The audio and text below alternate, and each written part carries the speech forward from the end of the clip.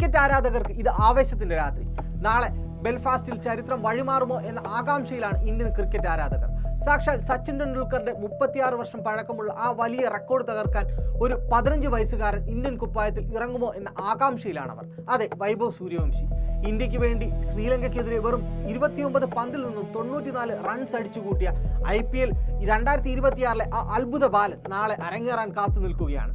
നാളെ വൈഭവ് കളത്തിലിറങ്ങിയാൽ ഇന്ത്യക്ക് വേണ്ടി കളത്തിലിറങ്ങുന്ന ഏറ്റവും പ്രായം കുറഞ്ഞ താരമെന്ന സച്ചിന്റെ റെക്കോർഡാണ് പഴങ്കഥയാകാൻ പോകുന്നത്. പക്ഷേ ഇവിടെയാണ് കോച്ച് ഗൗതം ഗംഭീറിനും പുതിയ ക്യാപ്റ്റൻ ശ്രേയസ് അയ്യർക്കും തലവേദന തുടങ്ങുന്നത്. വൈഭവ് ഓപ്പണറായി വന്നാൽ നമ്മുടെ സ്വന്തം സഞ്ജു സാംസണെ എന്ത് ചെയ്യും? കഴിഞ്ഞ ലോകകപ്പ് ഫൈനലിൽ 50 അടിച്ച സഞ്ജുവിനെയോ അഭിഷേക് ശർമ്മയോ പുറത്തിരുത്തേണ്ട അവസ്ഥയിലാണ് ഇന്ത്യൻ ടീം. നല്ല ഫോമിലുള്ള സഞ്ജുവിനെ താഴേക്ക് ഇറക്കിയാലോ 3-4 സ്ഥാനങ്ങളിൽ സഞ്ജുവിനെ മാറ്റിയാൽ സ്ട്രൈക്ക് റേറ്റ് താഴുമോ എന്ന വലിയ പ്രശ്നവുമുണ്ട്. പോരാത്തതിന് 4-ലും 5-ലും ക്യാപ്റ്റൻ ശ്രേയസും തിലക് വർമ്മയുമുണ്ട്. സഞ്ജുവിനെ 6-മനായി ഇറക്കിയാൽ ഇന്ത്യക്ക് ഒരു ബൗളറെ കുറയ്ക്കേണ്ടിയും വരും.